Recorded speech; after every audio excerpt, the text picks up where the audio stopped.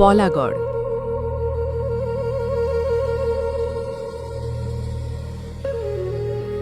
নদীমাতৃক সভ্যতা ও ঐতিহ্যবাহী নৌ নির্মাণ শিল্পের এক অনন্য কেন্দ্র।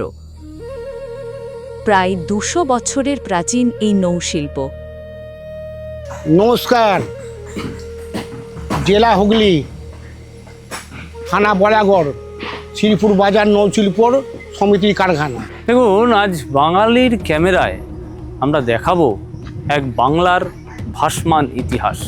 এই ভাসমান ইতিহাসের বেশ কিছু পটচিত্র, কি কারণ, কেন কারণ, কি হিসেবে আমরা আজ এখানে অর্থাৎ বলাগড়ে এসে পৌঁছেছি তা কিন্তু সবিস্তারে বলবো এবং দেখাবো। যেমন মানুষের শরীর 70% জল দিয়ে তৈরি হয় এবং সেই 70% জল কিন্তু খুব গুরুত্বপূর্ণ হয়। সেই গুরুত্বপূর্ণ যারা জলে নৌকা নিয়ে চলে এবং তাদের বাহন হিসাবে একমাত্র নৌকাই দেখা যায়। সম্প্রতি জিআই ট্যাগ পেয়েছে এই বলাগড়ের ডিঙি নৌকো। 500 বছরের ইতিহাস রয়েছে এবং সেই 500 বছরের ইতিহাসকেই আমরা আজকে সংক্ষিপ্ত আকারে আমাদের সাধ্য মতন তুলে ধরবো এবং তুলে ধরবো বলাগড়ের সেই নৌকার ইতিহাস এবং শুনবো কারিগরদের কাছ থেকে তাদের এই যে পরিশ্রম, যারা শ্রমিক আছে তারা কিন্তু আজ শিল্পী হয়েছেন। এই শিল্পের কাহিনী, কি পরিশ্রম করলে একটি নৌকাকে সেই সম্যক রূপ দান করা যায় তা আমরা দেখব। নৌকা কি কাজে ব্যবহার হয়, এখনও নৌকা কিভাবে মাথা উঁচু করে দাঁড়াতে পারে, শিল্পীরা কিভাবে তার জীবনযাপন আরও সচ্ছল করতে পারে, নৌকার কি কোনো কাহিনী আছে, নৌকার কি কোনো প্রাণ আছে, একদম সবিস্তারে আপনারা জানতে পারবেন ঠিক বাঙালির ক্যামেরায়। গঙ্গার পশ্চিম পাড়ের বলাগড়, বিশেষ করে শ্রীপুর ও তেঁতুলিয়া অঞ্চল, বাংলার নদীমাতৃক সভ্যতা ও নৌ নির্মাণ শিল্পের এক অনন্য কেন্দ্র। এই কারখানা দীর্ঘদিন থেকে কারখানা, আপনার ইতিহাসযোগ্য কারখানা, লোক সমিতির কারখানা। আগের দিন ছিল আমাদের পূর্বপুরুষরা যারা ছিলেন তাদের থেকে আমরা কাজ শিখেছি, হেল্পারি করার পরে কাজটা শিখেছি। আবার আমাদের পরে যারা তারাও শিখছেন, এইভাবে করে যুগে যুগে যুগে কাজটা আরম্ভ হয়েছে। নৌকার সঙ্গে নাগরিক জীবনের আর কোনো প্রত্যক্ষ সম্পর্ক নেই। এককালে ছিল পাতাম, ডিঙি, লম্বা পদি, ইলশা, সওদাগরি, কোষা, পানসি, ছুঁইওয়ালা বা একমালাই, এদের তখন কত দর। একসময় এরাই ছিল Maruti Suzuki, Hyundai, tata, Mahindra, Mercedes, BMW অথবা অডি। ভিন্ন ভিন্ন নাম, ভিন্ন ভিন্ন মান, ভিন্ন ভিন্ন দাম, ভিন্ন ভিন্ন প্রয়োজনীয়তা। সে এক অন্য সভ্যতা। আর এখন শুধু নদী তীর ও চর গ্রামের মানুষের বন্ধন ধরে রেখেছে নৌকা। তাই আজও নৌকার যোগান দিয়ে চলেছে নৌশিল্পের পীঠস্থান বলাগড়। বহু পুরনো, 2-4 দিনের নয়, অন্তপক্ষে 200-400 বছর। জল যতদিন ততদিনই তা, তখন এত উন্নত ছিল না, মানুষ এত জানতো না। সেটা যেভাবে আমরা রাপিড করে লোক অ্যারাপ খুলে রাপিড করে আমরা গাঁত দিয়ে কষে জলিয়ে মেরে করতাম, সেটা এখনও আছে। যে মেশিন আছে, মেশিনে অন্য কাজ হবে, রাপিড হবে না, জলিয়ে মারা হবে না, কাঠগুলো কেটে সাইজ করা যাবে। এছাড়া মেশিনে কোনো কাজ করতে পারবে না। মানে একে জাতিয়ে তাতাইয়ে, ওই দেখেন কালো স্পট রয়েছে, এটাকে মানে ওই কাঠের গুঁড়ো দিয়ে উনুন করে ওটাকে জ্বালিয়ে নরম করে তারপরে এইভাবে আনতে হবে, তারপরেও আনবে। তারপরে এই একটা একটা ধরেন এই গুঁড়োটা কেটে কেটে সাইজ করে নিয়ে আসে বসাইতে হবে, বাঘগুলো এবং ওই জলৈপুরিগুলো, এগুলো একটা একটা করেই করতে হবে। এটা তিলে তাল, একটা তিলে তারপরে সম্পূর্ণ তালটা করা হয়। খুব মেহনতের জিনিস। এখানে শুধু প্রজন্ম নয়, যেখানে গড়ে উঠেছে বাংলার নদী সভ্যতার ইতিহাস। মঙ্গল কাব্য থেকে শুরু করে মুঘল আমল, আকবরের শাসনকাল, পর্তুগিজ নাবিকদের উপস্থিতি কিংবা 12 ভূঁইয়াদের ইতিহাস, সব ক্ষেত্রেই বলাগড়ের নৌকার এক বিশেষ ভূমিকা ছিল।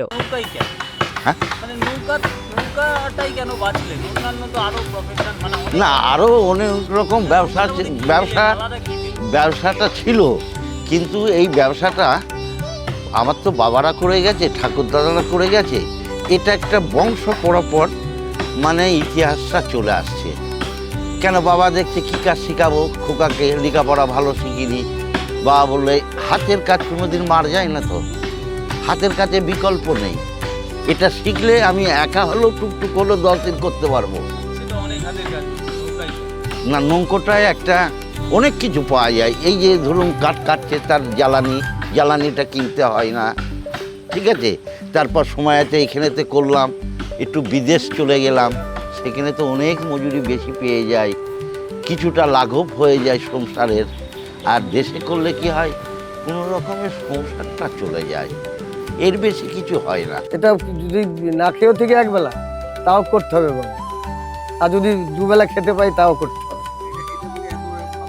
হ্যাঁ, এটা এতটা ভালোবাসি কাঠকে, আমি এতটাই মূল্য করি যে এটা জীবন। এই দেখেন কাঠের তলায় দাঁড়িয়ে রয়েছি, আবার কাঠটাকে কেটে আমার শিল্পীরা গড়ছে।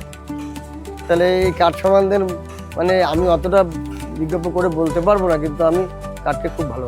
সপ্তগ্রাম বন্দরের সেই সোনালী অতীত এবং ডিঙি, পানসি ও কোষা নৌকা তৈরির এই প্রাচীন কারিগরি দক্ষতা বাঙালির লোকসংস্কৃতির এক অমূল্য সম্পদ। এই আমার বাপ ঠাকুরদার মধ্যে কাজটা আমার হয়তো দাদা করছিল, কি আমার দাদু কাজ করছিল। এবারে এই কাজটা একার দ্বারাই তো হয় না। আমরা স্কুলে হয়তো গেছি, ক্লাস 4, 5 পর্যন্ত পড়েছি, দাদু বলে যত আমার সঙ্গে ধরাফেরা করে দিবি, এই হিসাবে আমরা এই কাজটাই এসে জড়িত হয়ে গেছি। এই আস্তে থাকতে থাকতে মন বসে গেছে, এই কাজটাই আরম্ভ করেছি। এইভাবে প্রতিটা ছেলে এর সাথে জড়িয়ে গেছে। এটা একার লোকও তৈরি করার সমস্যা হয় না, এটা ডবল লোক নাহলে লোক তৈরি হয় না। জাঁত করতে হয়, জাঁত মারতে হয়। এটা দীর্ঘ পুরোজীবী আপনার ইতিহাস যুগ কাজ, তো এটা পরস্পর লাইন হয়ে আপনার আসছে। আমার ঠাকুরদারা করছে, আমার দাদা শিখলো, আমার আবার কাকারা শিখলো, নানান জোর করে কারণে আমি বলতে থাকি। আমি 78 বন্যার থেকে কাজ শেখা হয়ে গেছিলো, মিস্ত্রি হয়ে গেছি, তখন একটা ছোটোখাটো কারখানা তৈরি করলাম, যে 2-1 লোক কাঠ ধার করে নিলাম, মেয়েটি এখানে লোক তৈরি করলো, সেই থেকে এই কাজের যুক্ত হয়ে বসে আছি। এই আমরা করছি, আমার ছেলে আছে, এই দুজনকে নিয়ে কাজ করছি, 2 ছেলে আর আমি 3 জনে মিলে এই কাজটা আরম্ভ করেছি। আধুনিক যোগাযোগের পরিবর্তন এবং ইঞ্জিন চালিত নৌকার দাপটে এই শিল্প কিছুটা সংকটে পড়লেও তবুও কয়েকটি পরিবার পূর্বপুরুষের শেখা কৌশল ধরে রেখেছে। তাছাড়া আগে শাল, সেগুন কাঠ দিয়ে শক্তপোক্ত কাঠের নৌকা তৈরি করা হতো।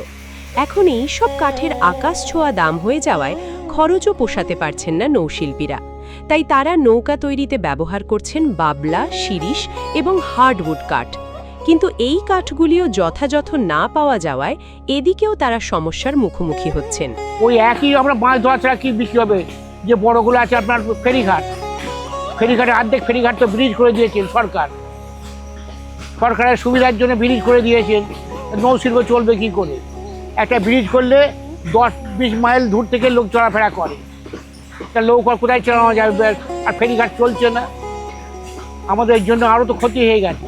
ধরুন কানলায় ব্রিজ হচ্ছে, এই আপনার কাকদাই ব্রিজ হবে, কল্যাণী ব্রিজ রয়েছে, এইভাবে ব্রিজ হলে লোক চলে, ওই ফাস্টফুড জায়গায় চালানো হয়। আমরা অভাবী এর মধ্যে রয়েছি, ইনকাম কম, চাহিদা কম, লোকও বিভিন্ন জায়গায় যাচ্ছে না। লোক বৃষ্টি হলে, বর্ষা হলে লোক বিক্রি হয়, আর নাহলে হয় না। 3 মাস বর্ষা হলে পারে লোক বিক্রি হবে, নাহলে লোক পড়ে কালো হয়ে যাবে। যেই লোকটা আমার 20,000 খরচা, সেই লোকরা 12,000 বিক্রি হবে। এইটাই নিয়ম। অন্য সবজি সব যা যেখানে জিনিস আছে আপনার কিনে ঘরের মধ্যে রাখলে পরে দাম বাড়ে, কিন্তু লৌকোর দাম কমে যাবে, কাঠটা কালো হয়ে যাবে। এইভাবে আমাদের খুব অসুবিধার মধ্যে চলছে। হ্যাঁ, কাঠ ছিল আপনার শাল সেগুন কাঠ ছিল আগেকার, আমার দাদুর সাথে কাঠ করেছি শাল সেগুন। এখন সেই কাঠের লৌকো আর কেউ কিনতে পারে না, 70-80-1 লাখ টাকার দাম হয়ে গেছে। এখন দাম হয়ে গেছে আপনার জাম, শিরিষ, অর্জুন, আম, জাম, নানান রকম কাঠের লৌকো তৈরি হচ্ছে। এইগুলির দাম হয়ে গেছে আবার 15-16, 10 লৌকো 15,000, 16,000, এই বিভিন্ন দাম সেটার দাম আস্তে আস্তে উঠে গেছে। এইভাবে করে আমরা পরিচিত সংসার পালন করছি। হ্যাঁ, নতুনদের বহু আছে, সুন্দরবনে বাউল গান গেয়েছে, লৌকোর ওপর বসেছে, পাল তুলে দিয়ে পালের গান গেয়েছে, বাংলাদেশি লোক তার বাড়ি পৌঁছে গেছে, এইভাবে নানান রকম হয়েছে। হ্যাঁ, লোকে পাল তুলে দিয়েছে, পালের সঙ্গে গান করেছে, গড়ে তার বাড়িতে পৌঁছেছে। এই শিল্প বাংলাদেশি লোক এসছে, বাংলাদেশের লোকও এখানে এসছে, আমাদের এখান থেকে বাংলাদেশ গেছে, এই হয়তো কাজ চলছে। এর ওপরে কিন্তু আমাদের প্ল্যানটা ছিল। তার কারণ প্ল্যানটা কেন ছিল, যে এতেই আমাকে কিন্তু সব কিছু বহন করতে হয়। এটাও তো একটা এর ওপরেই, এইটা তৈরি করব মহাজনকে যে আমার কমপ্লিট হয়ে গেছে, পয়সাটা পাবো, ছেলেপুলে আছে, সংসার, আপদ বিপদ সব কিছুই। তো এর ওপরে প্রাণ না থাকলে তো এ কাজের কোনো দাম নেই। শোনা, হ্যাঁ, কাজ করে তো মজা অবশ্যই আছে। এই শোনেন, চলে তো গেছে, কিছু না করতে পারি। এই যে নিজের দেশের মধ্যে আমি বিদেশে হয়তো যাইনি বা যেতে পারিনি যে কোনো কারণে, কিন্তু আমি তো জানি যে এই কোম্পানির মধ্যে ঢুকলে আমার 200 টাকা হলেও তো মজুরি গুন্ডাটা হবে, আমার সংসারটা চলে যাবে। তা সেইটার উপরে প্রাণটা না দিলে তো খুব মুশকিল আছে। এইভাবেই আমরা চলে গেলাম, আমাদের জীবনটা তো কেটেই গেছে। আর কি, আমি তো কাজ ছেড়ে দিয়েছি আজকে 10 বছর হয়ে গেল।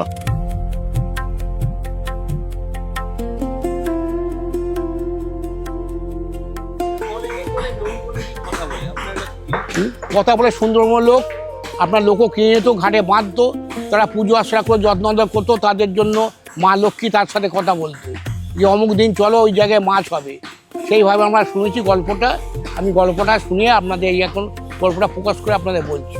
আমরা নিজে শুনিনি, যারা চালায় তারা বুঝতে পারে যে মা লক্ষ্মী যার বাড়িতে যায় তাকে কোনই ফেলে না। তার জন্য বাচ্চা কাচ্চা বাড়ির সংসার পালন করার জন্য মা লক্ষ্মী তার জন্য চিন্তা নেবে। আমার বাঁশবাগানে পড়ে আছে একরকম, তার বাড়িতে যখন যাবো পূজা আর্চা চালাবে, তার সংসার পালন করার জন্য মা উনি দেখবে। এই মা কাষ্টদেবী মা, উনি তার পরিচয় খাওয়া দাওয়া থাকা, ছেলে মেয়ে বিয়ে দেওয়া ইনি পালন করবে। উনি তার বাড়িতে ছেলে পিলে 5টা আছে, লেখাপড়া শিখবে, এ থেকে ইনকাম হবে, মাছ ধরে তাদের পরিবহন উনি চালাবেন। আমরা আর এসব কিছু দিয়ে বলতে পারছি না।